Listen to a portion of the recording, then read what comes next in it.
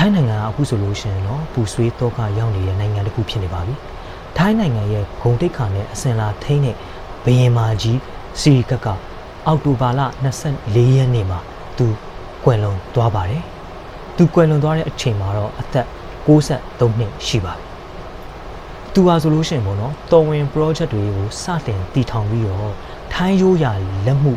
ပညာပြီးတော့နောက်တစ်ခါပြီးတော့ထိုင်းပိုးထည်တွေကိုကမ္ဘာအဆင့်မီအောင်လုပ်ပေးနိုင်တဲ့ထိုင်းလူမျိုးတွေရဲ့နှလုံးသားထဲမှာအထင်ကရဖြစ်တဲ့အမျိုးသမီးတဦးပါသူဟာတွေးအစိတ်တက်တဲ့ယောဂခံစားရပြီးတော့မဲ့ရွာဆန်သွားတာပါအခုလက်ရှိမှာဆိုလို့ရှိရင်တော့ဘရင်ကသူ့ရဲ့မိကွန်ကွယ်လွန်လို့ပေါ့နော်တော်ဝင်အခမ်းအနားကိုအမြင့်ဆုံးဂုဏ်ပြုမှုကိုစနစ်တကျပြုလုပ်ဖို့တော်ဝင်အမိန့်ထုတ်ထားပါတယ်မဲ့ရွာဆန်တဲ့နေ့ကစပြီးတော့ဝန်ထမ်းတွေကိုနော်တစ်နှစ်သာကာလနဲ့ပြည်သူတွေကိုရပ်ပေါင်း90ဝန်းနေခြင်းအထိမ်းအမှတ်ပြုလုပ်ဖို့နဲ့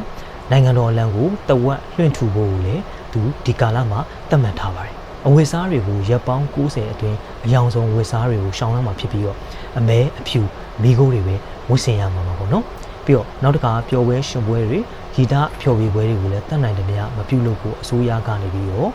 တိုက်တွန်းနှိုးဆော်ထားပါတယ်အဓိကပေါ့နော်ကျွန်တော်တို့ထိုင်းရောက်ရွှေမြန်မာတွေအနေနဲ့တော့ပေါ့နော်တတိထားစီခြင်းတယ်ဗျဟုတ်ကဲ့ဒီကာလာအတွင်းမှာပေါ့နော်အဝတ်စားတွေကိုအရန်တောက်တောက်ပြောင်ပြောင်ဝတ်တာတွေမဝတ်ဖို့ပြီးတော့နောက်တစ်ခုကအုပ်စုဖွဲ့စားတောက်တာတွေမူယူအော်ဟစ်တာတွေအခန်းမှာပျော်ပါပြီးတော့စပီကာအကျယ်ကြီးဖွင့်တာတွေကိုတတ်နိုင်တယ်များတော့ရှောင်ကျဉ်သင့်ပါတယ်